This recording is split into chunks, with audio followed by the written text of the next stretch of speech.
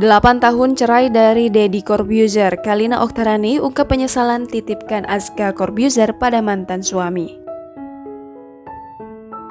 8 tahun cerai dari Deddy Corbuzier, Kalina Oktarani mengaku menyesal menitipkan sang putra Azka Corbuzier pada sang mantan suami.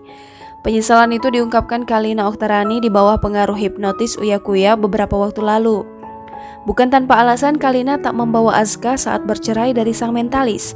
Rupanya Kalina terganjal faktor ekonomi. Ya, model 40 tahun itu khawatir tak mampu membiayai segala kebutuhan putra semata wayangnya. Apalagi lanjut Kalina, segala kebutuhan hidup Azka telah dicukupi oleh mantan suaminya. Karenanya, tak heran Kalina takut putranya tak akan berkecukupan jika seandainya hidup bersamanya. Sebagai informasi, Kalina dan Deddy resmi bercerai pada 31 Januari 2013 silam.